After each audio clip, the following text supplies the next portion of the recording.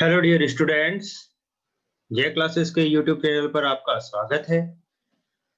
हमने previous video में geometry basic concept के अंदर पार्ट 1 को कंप्लीट किया था, जिसमें हमने पॉइंट्स, देन इसके बाद हमने वन डायमेंशन, टू डायमेंशंस की जितनी भी कंडीशन सिचुएशन बनती है, हमने सभी के बारे में डिस्कस किया था। आज हम उसी वीडियो के आगे बढ़ते हुए पढ़ने जा रहे हैं, तो हम अपने अगले टॉपिक की तरफ बढ़ते हैं, जिसमें हमने लास्ट टाइम तक एंगल्स की जितने भी यानी क्लासिफिकेशंस थी, कितने प्रकार के एंगल होते हैं, वो सारा डिस्कस कर लिया था। तो चलिए स्टूडेंट्स, अब हम बढ़ते हैं हमारे आगे वीडियो की तरफ। तो सबसे पहले हम आज बात करेंगे एंगल क्लासिफिकेशन, कोणों का वर्गीकरण।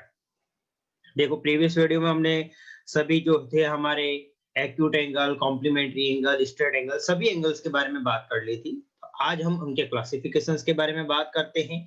तो सबसे पहले अगर हम देखें तो हमारे पास जो एंगल आता है वो आता है कॉम्प्लीमेंट्री एंगल, पूरक कोण। पूरक कोण क्या होता है? तो ध्यान दीजिएगा, यदि दो कोणों की माप का योग 90 डिग्री हो तो उन्हें पूरक कोण कहते हैं। If the sum of the measurements of two angle is 90 degree, then they are called complementary angles.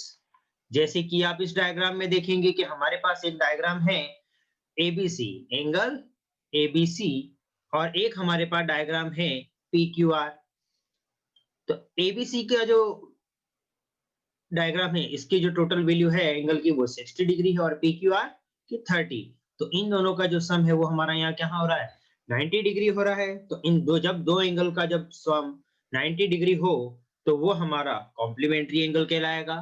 बड़ा ही सिंपल केस था ये। देन इसके बाद हम हमारे अगले एंगल की तरफ बढ़ते हैं, सप्लीमेंट्री एंगल, समपूरक कोण। यदि दो कोणों की मापों का योग 180 डिग्री हो तो उन्हें संपूरक कोण कहते हैं। जैसा कि if the sum of measurements of two angle is 180 degree, then they are called complementary angles. जैसा कि हम इस डायग्राम में देखते हैं कि हमारे पास एक एंगल एबीसी है, एक एंगल हमारे पास इसमें एबीसी गिवन है और एक हमारे पास पीक्यूआर गिवन है। एबीसी जो है उस एंगल की वैल्यू है 130 और पीक्यूआर इसकी वैल्यू है 50। तो इन दोनों का अगर हम सम करते हैं तो हमारे पास इसका सम 180 डिग्री आता है। तो ये हमारे लिए समपूरक कोण, इट मीन सप्लीमेंट्री एंगल कहलाएगा। तो ये वैल्यू कुछ भी हो सकती है, हो सकता है कि भाई यहाँ पर हमें 100 और 80 मिल जाए देखने को, हो सकता है 110 और 70 मिल जाए, लेकिन उन दो एंगल का जो सम है वो हमारा 180 होना चाहिए। तो अभी तक हमने एंगल क्लासिफिकेशन में complementary angle and supplementary angles की बात की है। देन अब हम हमारे अगले टॉपिक की तरफ बढ़ते हैं, हमारे एडजेसेंट एंगल, आसन कोण।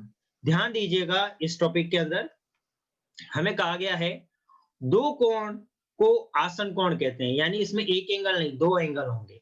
यदि उसका उनका शीर्ष एक ही बिंदु हो, उनकी एक उभयनिष्ठ भुजा हो और एक कोण की दूसरी भुजा उभयनिष्ठ भुजा के एक ओर हो और दूसरे कोण की दूसरी भुजा उभयनिष्ठ भुजा के दूसरी ओर हो। इस लाइन को हम पूरा अभी डायग्राम के साथ क्लियर करेंगे। Two angle are called adjacent angle if their head is the same point, they have one common arm and the other side of one angle is on side of the common arm and the other side of the other angle is on the other side of the common arm। तो आप यहाँ ध्यान दीजिएगा कि हम जो बात करने जा रहे हैं, हमारे पास जैसे ये डायग्राम आया तो हमें बताया गया था कोणों का दो कोणों को आसन कोण कहते हैं। यानी कि आप यहाँ देखेंगे कि एक हमें यहाँ कोण एंगल POQ है और एक है हमारे पास ROQ। तो एक ये एंगल और एक ये एंगल, ये दोनों क्या है, एक ही उभयनिष्ठ भुजा यानी कॉमन साइड, जो कॉमन आर्म है इसकी OQ इस पर अटेंड है। तो यहाँ पर लिखा गया था यदि उनका शीर्ष एक ही बिंदु हो, इन दोनों का जो शीर्ष है वो O है, उनकी एक उभयनिष्ठ भुजा हो और एक कोण की दूसरी भुजा उभयनिष्ठ भुजा के दूसरी ओर हो। तो एक भुजा हमारे पास यहाँ OR यहाँ देखने को मिलती है, एक भुजा में OP यहाँ देखने को मिलती है और इनकी जो कॉमन आर्म है वो है हमारी OQ, और हम इसमें O को जो है उभयनिष्ठ शीर्ष कहेंगे। तो ऐसी सिचुएशन को हम एडजेसेंट एंगल कहते हैं। देन अब हम हमारे अगले टॉपिक की तरफ बढ़ते हैं। हमारा नेक्स्ट जो एंगल आता है वो आता है लीनियर पेयर एंगल। बहुत ही इंपॉर्टेंट ये है, क्योंकि अगर हम जैसे ही 9th क्लास या 7th क्लास या 8th क्लास किसी भी क्लास में जाए तो हमें लीनियर पेयर एंगल के बारे में बहुत अच्छे से पढ़ने को मिलता है। ध्यान दीजिएगा, पहले हम इसकी डेफिनेशन को पढ़ते हैं। दो आसन कोण जिनकी भुजाएं दो विपरीत किरणें हो रेखीय युग्म कहलाता है। रेखीय युग्म कोण 180 डिग्री का होता है। Two adjacent angle that have two opposite ray on different sides are called linear pair angle. The linear pair angle is 180. तो ध्यान दीजिएगा इसमें, जैसे ये हमारे पास एक डायग्राम आया, हम देखते हैं कि हमारे पास एक लाइन OP है जिसके अंदर एक पॉइंट है O, और हमें यहाँ देखने को मिलता है कि एक जो एंगल है हमारा POR, ये वाला एंगल बन रहा है, और एक जो हमारा एंगल है QOR जो कि ये वाला एंगल बन रहा है। तो इन दोनों एंगल का जो सम होगा वो हमारा 180 डिग्री होगा। आप ध्यान दीजिएगा स्टूडेंट्स, एक लाइन पर हम चाहे कितने भी एंगल बना दें, अभी तो जैसे हमने इसमें केवल ये दो एंगल की बात की, हम चाहे तो 3 बना सकते हैं, हम चाहे तो 4 बना सकते हैं, जितने भी एंगल बनाए वो सभी लीनियर पेयर एंगल्स कहलाते हैं। तो बहुत ही आसान है, और ये हमारे को बार-बार कई बार ज्योमेट्री के अंदर करते समय इसको ध्यान देना होता है कि अगर दो आसन कोण हो जिनकी भुजाएं दो विपरीत किरणें हो, जिनकी दो भुजाएं विपरीत किरणें हो, जैसे एक किरण हमारे पास ये थी, एक किरण ये थी, तो ये रेखीय युग्म कोण कहलाएगा, और इनका जो योग है वो 180 डिग्री होता है। तो चलिए स्टूडेंट्स, अब हम हमारे अगले टॉपिक की तरफ बढ़ते हैं। अगला पॉइंट है हमारे पास वर्टिकली ऑपोजिट एंगल, शीर्षाभिमुख कोण, जिसे हम आमने सामने के कोण भी कहते हैं। क्या कहा गया है इसकी डेफिनेशन में? दो कोणों को शीर्षाभिमुख कोण युग्म कहते हैं यदि उनकी भुजाएं विपरीत किरणों के दो युग्म हो। Two angle are called top facing angle pair if their side there are two pair of opposites ray। जैसे कि हम इस डायग्राम में देखते हैं कि हमारे पास एक लाइन है AB और एक लाइन है हमारे पास CD। एक हमारे पास AB है और एक ये CD है। तो आप यहाँ देखेंगे कि एक एंगल हमारे पास ये बन रहा है, एक एंगल हमारे पास ये है, तो ये दोनों एक दूसरे के क्या है? ऑपोजिट है। इसी टाइप से एक एंगल हमारे पास ये बन रहा है और एक एंगल हमारे पास ये बन रहा है, तो ये दोनों भी क्या होंगे? ऑपोजिट एंगल होंगे। कहने का अर्थ ये है कि जो एंगल 1 की वैल्यू होगी वही एंगल 2 की भी वैल्यू होगी, जो एंगल 3 की वैल्यू है वो एंगल 4 के इक्वल होगा। और इसे हम आगे पढ़ते हैं तो इसमें बताया गया है कि एंगल AOD और BOC शीर्षाभिमुख कोण का एक युग्म है, यानी कि AOD यानी एंगल 1 की बात हो रही है इसमें, और BOC यानी एंगल 2 की बात हो रही है इसमें। तो ये दोनों क्या है? Angle AOD and BOC is a pair of vertically oriented angle. Then उसके बाद हमें बताया जा रहा है एंगल AOC यानी एंगल 3 की बात हो रही है इसमें, और एंगल BOD इसमें हमारे पास एंगल 4 की बात हो रही है। शीर्षाभिमुख कोण का दूसरा युग्म है। And angle AOC and BOD are the second pair of vertically oriented angle। तो जब भी दो कोण शीर्षाभिमुख कोण होंगे यदि उनकी भुजाएं विपरीत कोणों के दो युग्म हो, और जब भी ये इस तरह से क्रॉस एक दूसरे को काटती है तो वहां फिक्स है कि हमें वर्टिकली ऑपोजिट एंगल देखने को मिलता है, और इसे कई बार हम शॉर्टकटली में VOA भी पढ़ते हैं, वर्टिकली ऑपोजिट एंगल। इस तरह से भी हम इसको टीचर्स कई बार हमें पढ़ाते हैं। तो चलिए इसके बारे में हम आगे और बात करते हैं। जब दो रेखाएं एक दूसरे को काटती है तो शीर्षाभिमुख कोण समान होता है, यानी कहने का अर्थ ये है कि जो AOC है वो BOD के इक्वल है, यानी कि एंगल जो 3 है वो एंगल 4 के इक्वल होगा उसकी वैल्यू। अगर ये वैल्यू 100 है तो ये भी 100 होगी, अगर ये वैल्यू 110 है तो ये भी वैल्यू 110 होगी, और इसी तरह से एंगल AOD इक्वल होगा एंगल BOC के। यानी कहने का अर्थ यहाँ पर यह है कि दोनों एंगल का जो सम होता है वो हमेशा इक्वल होता है। चलिए स्टूडेंट्स, अब हम हमारे अगले एंगल की तरफ बढ़ते हैं। हमें गिवन है परपेंडिकुलर लंब। ध्यान दीजिएगा यहाँ से कि हम जब भी ज्योमेट्री के अंदर जब थ्योरम्स वगैरह को कंप्लीट कर रहे होते हैं तो इस वर्ड को हमें काफी बार पढ़ने को मिलता है। देखिए, दो रेखाएं एक दूसरे को दूसरे पर लंब कहलाती है यदि उनके बीच का कोण 90 डिग्री का हो। Two lines are called perpendicular to each other if the angle between them is 90 degree। जैसा कि हम इसमें देखते हैं कि एक जो लाइन है हमारे पास AB है और एक लाइन हमारे पास CD है। AB क्या कर रहा है, CD को विभाजित कर रहा है यहाँ इस E पॉइंट पर, एक दूसरे को कट कर रहे हैं, काट रहा है, लंब डाल रहा है। तो हम ऐसी सिचुएशन में देखेंगे कि यहाँ जो एंगल CEB है, यहाँ हमें 90 डिग्री एंगल देखने को मिलता है। तो यहाँ क्या कहा गया है, AB और CD एक दूसरे के लंबवत है, एक दूसरे के ऊपर क्या कर रहे हैं, परपेंडिकुलर है। और हम इसको किस तरह से शो करेंगे कि CD परपेंडिकुलर है AB पर, यानी कि जब भी हम परपेंडिकुलर की बात करते हैं तो उसे इस साइन से डिनोट किया जाता है कि CD परपेंडिकुलर है AB पर। इसे हम इस तरह से भी पढ़ सकते हैं कि CD लंब है AB पर। अब आगे दिया गया है कि AB and CD are perpendicular to each other, CD perpendicular AB। तो जब भी कोई भुजा, एक भुजा दूसरी भुजा पर लंब डालती है, परपेंडिकुलर होती है, तो वहां हमेशा 90 डिग्री का एंगल बनता है।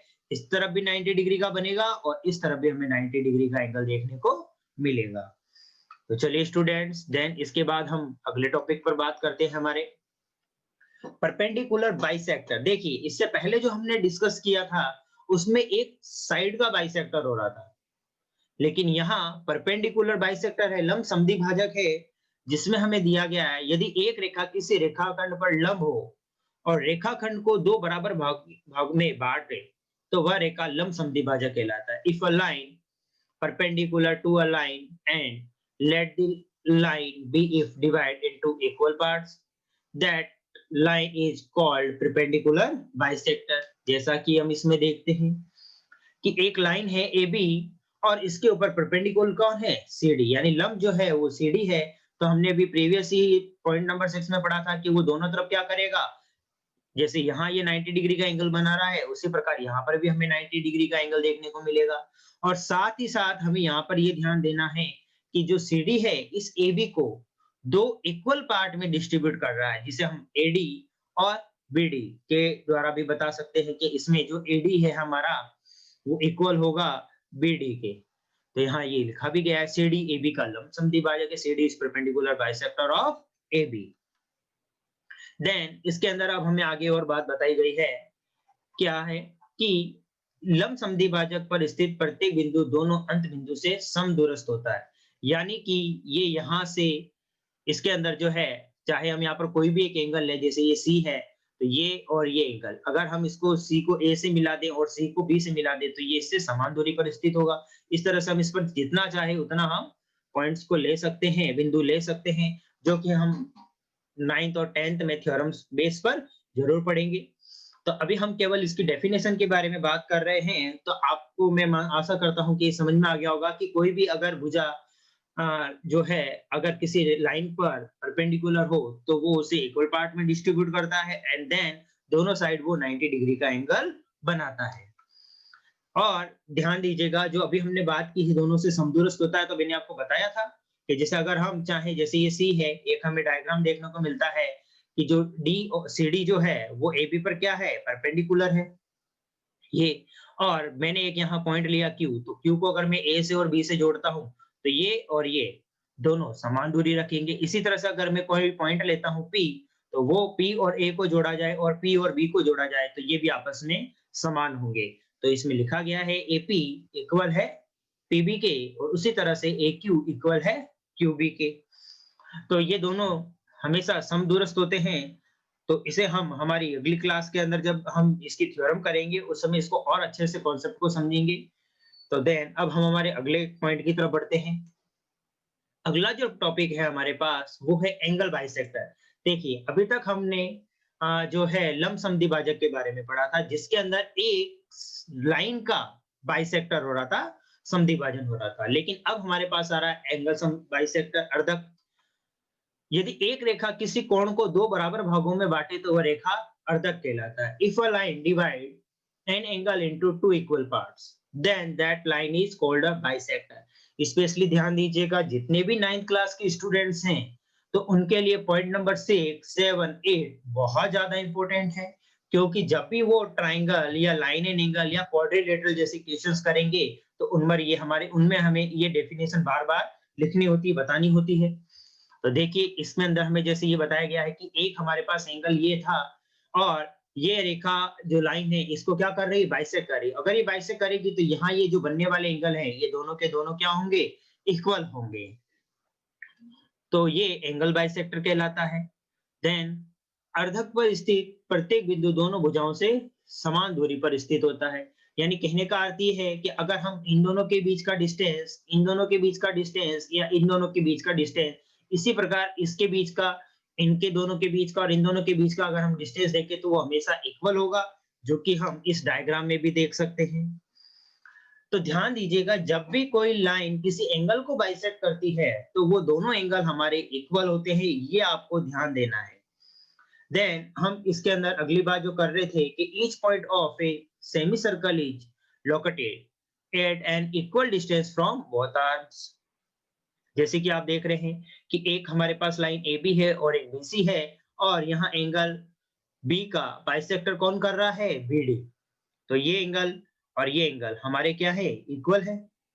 और फिर मैंने आपको बताया, चाहे यहां से यहां तक कि हम डिस्टेंस निकालें, चाहे Q से X की या S से Y की या P की X से या R की Y से, ये सभी इन दोनों से क्या है, इक्वी डिस्टेंस से समान दूरी है।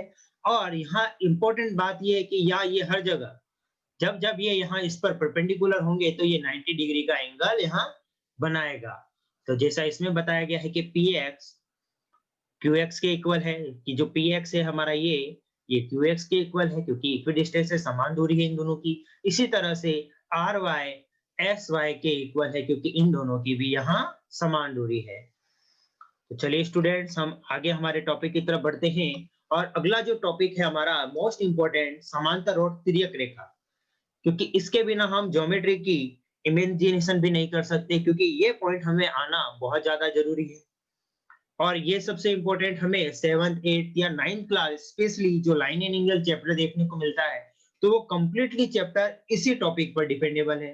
तो चलिए सबसे पहले हम बात करते हैं समांतर और तिर्यक रेखा की, और देखते हैं क्या कहा गया है। एक सरल रेखा जो दो या दो से अधिक रेखाओं को भिन्न बिंदुओं पर प्रतिच्छेद करती है तिर्यक रेखा कहलाती है। A simple line that intersects two or more line at different point is called an transversal line।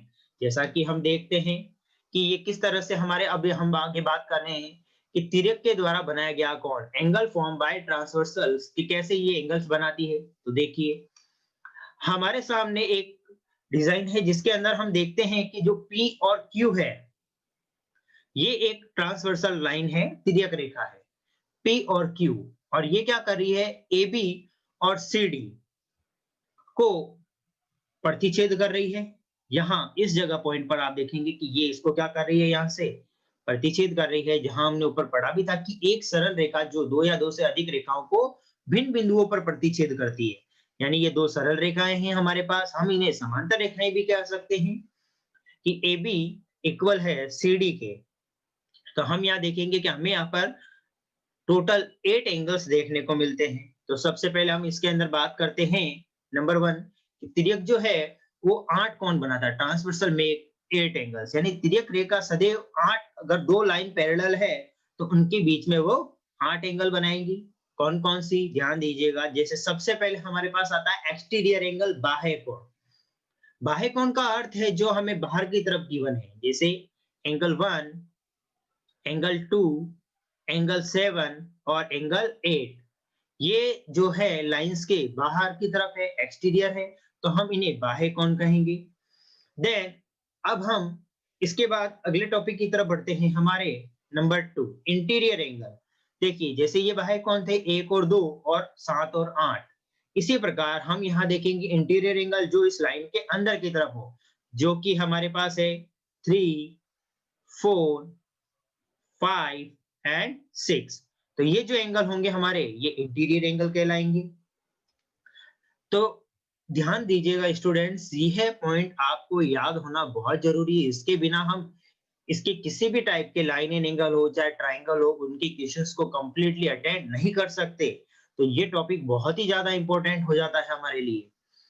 Then इसके बाद हमारे पास आता है पॉइंट नंबर 3, जिसके अंदर हमें बताया गया है संगत कोण। ध्यान दीजिएगा स्टूडेंट्स, अब हम जो इसमें करने जा रहे हैं हमारे संगत कोण के बारे में डिस्कस। अभी तक हमने इंटीरियर एंगल और एक्सटीरियर एंगल के बारे में बात की है। अब हमारे पास आ रहा है 4 पेयर ऑफ कोरस्पॉन्डिंग एंगल्स, यानी संगत कोण, जिसमें हम देखेंगे कि जो एंगल 2 है और एंगल 6 ये हमारा कोरोस्पॉन्डिंग एंगल कहलाता है। इसी प्रकार एंगल 1 और एंगल 5 यानी कि एक एंगल बाहर का और एक अंदर का, लेकिन वो सेम डायरेक्शन में होना चाहिए।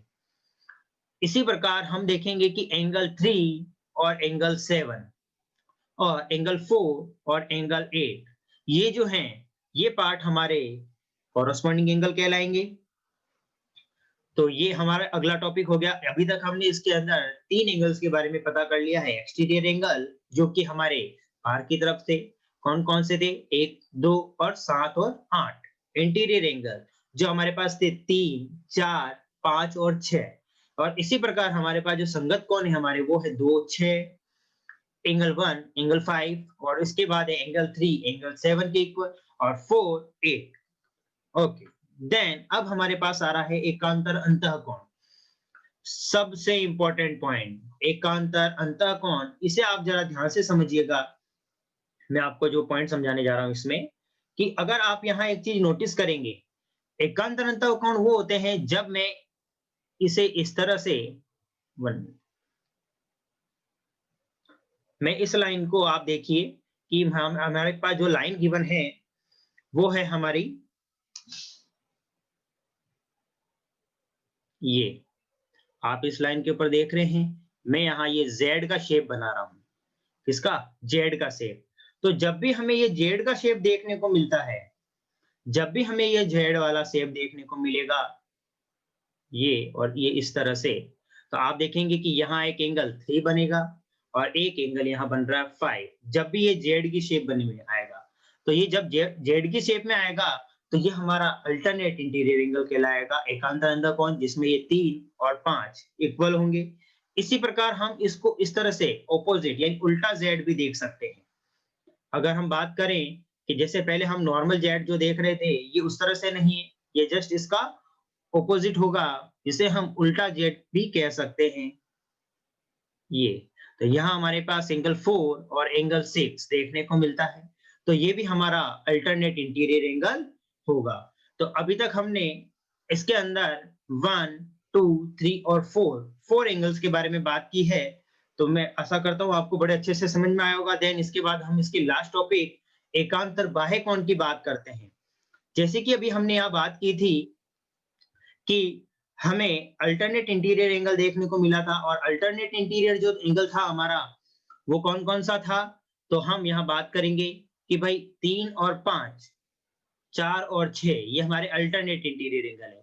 इसी तरह से एंगल 2 और एंगल 8, 1 एंड 7 ये हमारे जो है अल्टरनेट एक्सटीरियर एंगल कहलाएंगे। तो यहाँ तक हमने अभी इन एंगल्स के बारे में पढ़ा है। चलिए हम इसके बारे में थोड़ा और ज्यादा डेप्थ जानते हैं। अब हमें समांतर रेखाओं के जरिए यानी ऑब्लिक ऑफ पैरेलल लाइंस के बारे में पढ़ने को मिलेगा, क्योंकि अभी तक हमने यहाँ पर बात की थी कि दो सिंपल लाइन है जिनको अगर कोई अर्धक काटे या कोई भी लाइन प्रतिच्छेद करे तो वो उसकी तिर्यक रेखा कहलाती है। लेकिन अब हम समांतर रेखाओं के बारे में पढ़ते हैं इसमें। जैसा हमने पहले भी डिस्कस किया था कि जो ए बी है और सी डी जो है ये हमारी पैरेलल लाइंस कहलाती है हमेशा लाइन एंगल में, और पी क्यू जो है ये इसका हमारे को तिर्यक रेखा कहलाएगा। तो अब हम इसमें देखते हैं कि हमें बताया गया है ए बी पैरेलल है सीडी के। देखिए हमने पहले भी इसके बारे में बात की थी कि हम जब भी पैरेलल के लिए है तो ये वाले साइन को इससे डिनोट करेंगे। ए बी पैरेलल है सीडी एवं PQ तिर्यक है, यानी PQ क्या है? इसका ट्रांसवर्सल है। तो यहाँ हमें ये सारे एंगल देखने को मिल रहे हैं जितना भी हमने पढ़ा था। तो चलिए स्टूडेंट्स अब हम इसके आगे अंदर और डिस्कस करते हैं। तो देखिए सबसे पहले आ रहा है संगत कोण के युग्म बराबर होते हैं, यानी pair of corresponding angle are equal. जैसा कि अभी हमने डिस्कस किया था कि जो एंगल 2 है वो एंगल 6 के इक्वल होगा, एंगल 1 जो है एंगल 5 के इक्वल होगा। तो चलिए हम इसको इस तरह से यहाँ से शुरू करते हैं। हमें बताया गया एंगल 1 इक्वल एंगल 5 के, यानी जो वैल्यू एंगल 1 की होगी वही वैल्यू एंगल 5 की भी होगी। अगर ये हमारा यहाँ 100 है तो ये भी 100 ही होगा। एज ए एग्जांपल मैं समझा रहा हूं कि अगर एंगल 1 की वैल्यू हमें 100 डिग्री गिवन है तो इसकी भी वैल्यू 100 डिग्री होगी। इसी तरह एंगल 2 इक्वल किसके होगा? एंगल 6 के। देन एंगल 3 जो है वो एंगल 7 के इक्वल होगा। एंगल 4 जो है वो एंगल 8 के इक्वल होगा। तो देखा आपने स्टूडेंट्स, बहुत ही सिंपल केस है, आपको ये बड़े अच्छे तरह से याद होना चाहिए। और हम जब हमारी क्लास होगी तो उसके अंदर इससे रिलेटेड जितने भी क्वेश्चन होंगे उनको भी कंप्लीट अटेंड करेंगे। अब हम इसके बाद नेक्स्ट टॉपिक की तरफ बढ़ते हैं हमारे, वो है एकांतर कोण के युग्म अंतः बाय बराबर होते हैं। कहने का अर्थ यहाँ पर ये है हमारे पास कि अभी तक हमने कॉरस्पॉन्डिंग एंगल यानी कि संगत कोण के बारे में पढ़ा है, जिसके अंदर हमने ये बात की कि जो संगत कोण है कॉरस्पॉन्डिंग एंगल वो हमेशा इक्वल होते हैं। इसी तरह से ध्यान दीजिएगा 3 एंड 5 जो कि जेड का शेप बनाते हैं, और इसे हम कौन सा एंगल कहते हैं, अल्टरनेट इंटीरियर एंगल। तो ये भी हमारा हमेशा इक्वल होगा। यानी कहने का अर्थ यहाँ पर ये है कि अगर ये 100 डिग्री है तो ये भी हमारा 100 डिग्री होगा। इसी तरह से एंगल 4 और एंगल 6 ये भी हमारा अल्टरनेट इंटीरियर एंगल है। तो इसका ये भी जो एंगल है हमेशा इक्वल होंगे, कि अगर जैसे ये 80 डिग्री है तो ये भी 80 डिग्री होगा, क्योंकि इन दोनों का सम हमेशा 180 डिग्री होता है, एंगल 3 और एंगल 4। या चाहे हम एंगल 2 या एंगल 3 की बात करें तो इनका सम भी 180 होता है। लेकिन अभी हम नॉर्मल बात कर रहे हैं, हमें पढ़ना है अल्टरनेट इंटीरियर एंगल। तो जो 3 और एंगल 5 है ये हमेशा जेड शेप बना रहे हैं, तो ये हमेशा इक्वल होंगे। इसी टाइप से एंगल 4 एंगल 6 ये भी जेड शेप बना रहे हैं, तो ये भी हमेशा इक्वल होंगे। लेकिन ये हमारे इंटीरियर एंगल कहलाएंगे, यह हमारे इंटीरियर एंगल कहलाएंगे। अब इसके बाद हमें गिवन है बाह्य एक्सटीरियर एंगल। तो अभी हमने देखो पहले भी डिस्कस किया था कि जो एंगल 2 है वो एंगल 8 के इक्वल होगा। यानी कि जो वैल्यू इस एंगल की होगी 2 की, वही वैल्यू हमारे पास 8 की देखने को मिलेगी। तो आप ध्यान दीजिए, मैंने जैसे बताया अगर ये 100 है तो इसकी वैल्यू हमेशा 80 डिग्री होगी। और आप यहाँ भी ध्यान दीजिएगा कि ये दोनों क्या बन रहे हैं, वर्टिकल ऑपोजिट एंगल। तो ये भी हमेशा इक्वल होंगे। हमें यहाँ पर ये वर्टिकल ऑपोजिट एंगल देखने को मिल गया है। लेकिन अभी हम बात कर रहे हैं ओनली फॉर एक्सटीरियर एंगल की। तो अगर एंगल 2 की वैल्यू 80 है तो एंगल 8 की वैल्यू भी हमारे पास 80 डिग्री ही होगी। देन इसके बाद ध्यान दीजिएगा, हमें बताया गया एंगल 1 इक्वल एंगल 7 के। अगर ये 80 है तो इसकी जो वैल्यू है वो 100 होगी, और एंगल 1 किसके इक्वल है, 7 के। क्यों? क्योंकि ये एक्सटीरियर एंगल है। तो जो बाहर की तरफ एंगल है 1 एंड 2, 7 एंड 8, तो ये हमारे एक्सटीरियर एंगल कहलाते हैं। लेकिन अभी हम जो बात कर रहे हैं वो अल्टरनेट एक्सटीरियर एंगल की बात कर रहे हैं, और अंदर की तरफ जो एंगल है वो इंटीरियर है। लेकिन अभी हमने जो डिस्कशन किया है वो अल्टरनेट इंटीरियर एंगल के बारे में पढ़ा है। तो चलिए दोस्तों, अब हम आगे की तरफ बढ़ते हैं हमारे पॉइंट थर्ड। अब आप इस चीज को ध्यान दीजिएगा, हमें थर्ड पॉइंट में हमें क्या बताया गया है कि हमें इसके अंदर ये बताया गया है कि तिर्यक के एक ही और कोणों या बाह्य कोणों का योगफल 180 डिग्री होता है। सम ऑफ इंटीरियर एंगल और exterior angle of the same side of the transversal is equal to 180। यानी कि कहने का अर्थ यह है कि जो ये एंगल 3 और एंगल 6, जिसे हम इस तरह से देखेंगे कि ये हमारा शेप जो है कुछ इस तरह से बनता है। सिंपली आप देखेंगे एंगल 3 ये वाला है, और ये। तो ये जो है एंगल 3 और 6, इन दोनों का जो सम होगा वो हमेशा 180 होगा, और इसे हम को इंटीरियर एंगल भी कहते हैं। इसे हम को इंटीरियर एंगल भी कहेंगे।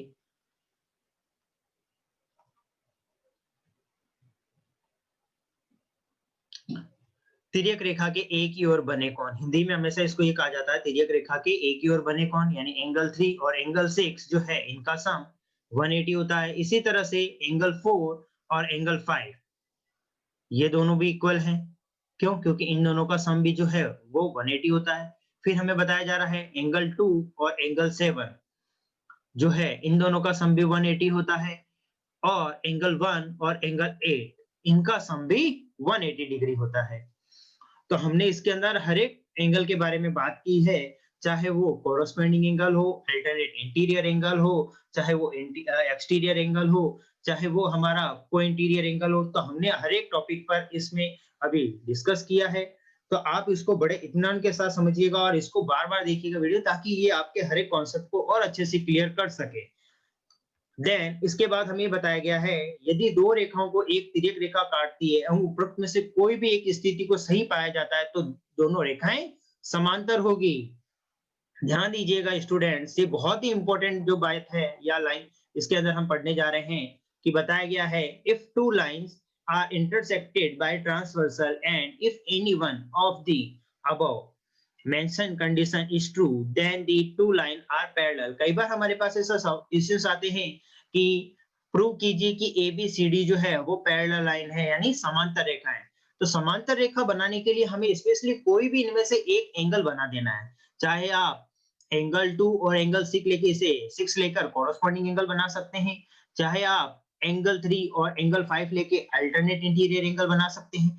जब भी कोई एक एंगल की कंडीशन इसमें बन जाती है, चाहे वो कॉरस्पॉन्डिंग एंगल हो, चाहे वो अल्टरनेट इंटीरियर एंगल हो, चाहे वो एक्सटीरियर एंगल हो, चाहे वो को इंटीरियर एंगल हो, अगर इनमें से कोई भी एक सिचुएशन बन जाती है तो हम ऐसे सिचुएशन में कह सकते हैं कि ए बी जो है वो पैरेलल होगा सीडी के। हमें इसके अंदर ये चीज प्रूव करनी होती है। तो जब हम इसके क्वेश्चन अटेंड करेंगे तब आपको वो चीज और अच्छे से समझ में आएगी। लेकिन आपको याद रखना है कि जब भी ऐसी सिचुएशन सेटिस्फाइड होती है जिसमें अल्टरनेट इंटीरियर एंगल बन रहा हो या एक्सटीरियर एंगल बन रहा हो, तो ए बी हमेशा पैरेलल होगा सीडी के। तो स्टूडेंट्स, हमने इस वीडियो के अंदर कंप्लीटली जितनी भी बेसिक नॉलेज होती है, जहां ज्योमेट्री स्टार्ट होती है पॉइंट से लेकर एंगल, जितना भी हम 1 डायमेंशन 2 डायमेंशन के बारे में पढ़ रहे थे, देन इसके बाद में हमने एंगल क्लासिफिकेशन के बारे में पढ़ा और सबसे एंड में जाते हुए हमने पैरेलल लाइन के बारे में भी पढ़ा। तो ये वीडियो में हमने जितना भी किया है उसे आप अच्छे से तैयार कीजिएगा, क्योंकि इसके बाद जो अब हम वीडियो लेकर आएंगे तो हम इसके आगे की तरफ बढ़ेंगे, जिसमें हम ट्राइंगल भी पढ़ेंगे, जो है हमारा क्वाड्रिलेटरल है उसको भी डिस्कस करेंगे, सर्कल के बारे में भी डिस्कस करेंगे, देन इसके बाद हम थ्योरम्स वगैरह के ऊपर भी डिस्कस करेंगे। तो ये वीडियो है जो हमारा द एंड होता है। उम्मीद करता हूं कि आपको ये वीडियो बहुत ही अच्छा पसंद आया होगा। अगर ये आपको पसंद आया है तो प्लीज इस वीडियो को लाइक एंड शेयर जरूर करें। Thank you.